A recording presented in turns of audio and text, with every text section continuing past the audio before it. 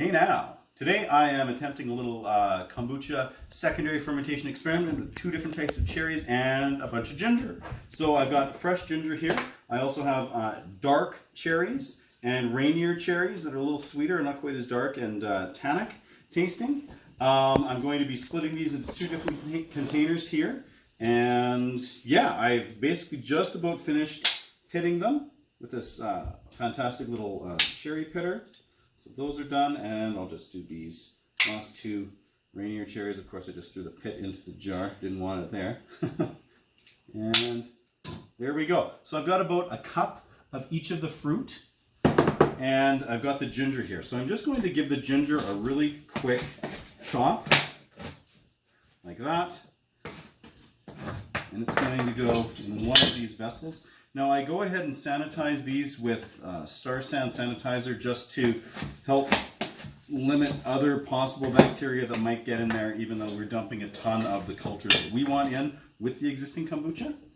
There we are. I think what I'll also do here is, even though these are pitted and there is access in the fruit through those holes, I'm going to give just a rough chop to these cherries, since they're only going to have probably 3 days exposure to the kombucha before it gets strained out. When I'm doing fruit additions to homebrew, usually they've got a few weeks in the carboys, which is definitely a lot more time to be maximizing that exposure and transferring flavor and whatnot. But this is obviously a shorter timeline. So here we are with the last of the Ranier cherries. Get that in there. And now, time to get my hands all dirty with this dark cherry here. Dump these in here. Now the kombucha in the vessel right over here, this has been sitting for 10 days. This is just my standard kombucha recipe. You can check my video out on that if you'd like. It's essentially green tea, black tea, and sugar.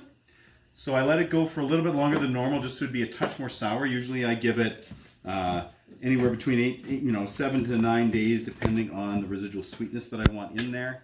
But I felt like going a little bit more sour with this. So here we go. There are a couple of pits that I noticed that still kind of made it through, but that might actually help add just a touch of almond character, which would be super fun. Okay, I'm just going to quickly rinse up and get the kombucha ready here.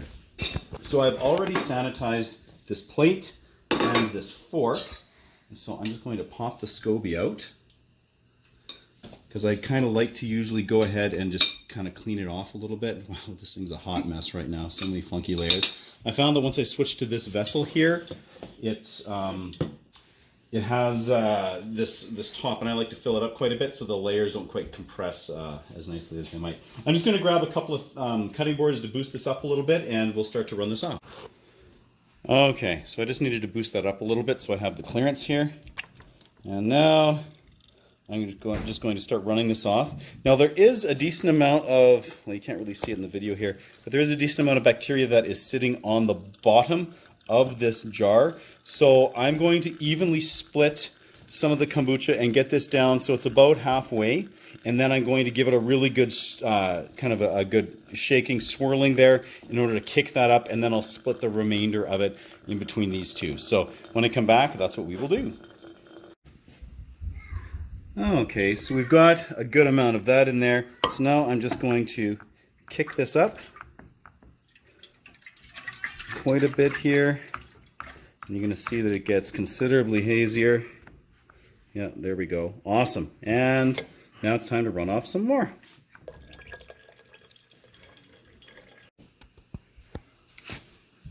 Alrighty, so just starting to wrap up the second one here. I think I might have enough kombucha left that I can top up the first one a little bit. I guess we'll find out in just a second. I usually like to get them to around the bottom of that there. Kind of at the top of the shoulder of the jar.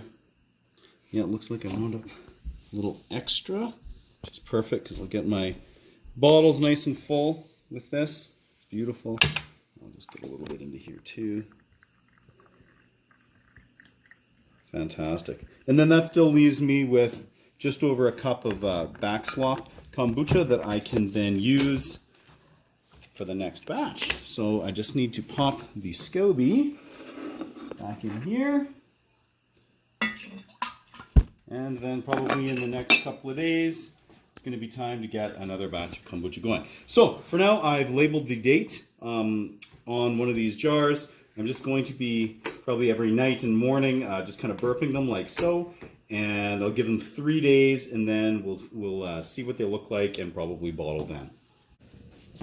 Alrighty, well, it's been 4 days. I gave it an extra day. There's some really super cool activity happening here. So now it's just time to quickly strain and bottle up, and I need both hands for that, so I will do that and show you what it looks like. If you want to see the specifics of that, you can see my video on how to bottle and naturally carbonate kombucha.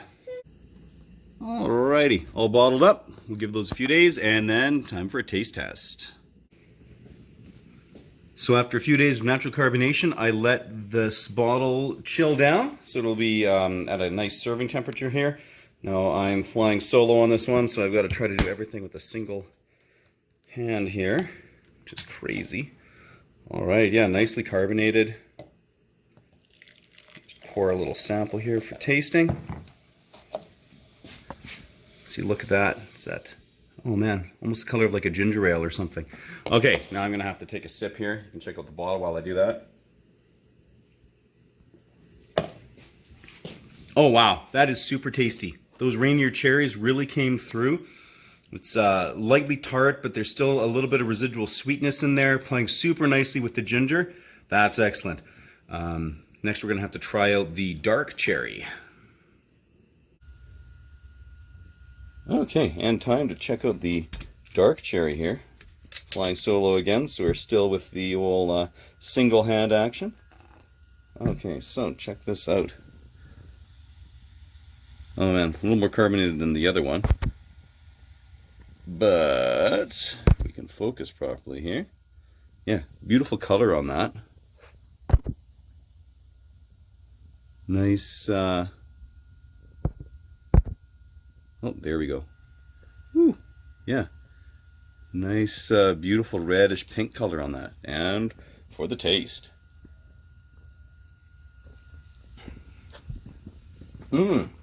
Nice, almost some slightly vinous qualities about that. That's really delicious. I think I still prefer the Ranier cherry one. It was just a little bit more light and punchy, but this dark cherry kombucha is also fantastic. So yeah, sweet guys. So until next time, keep it red 11.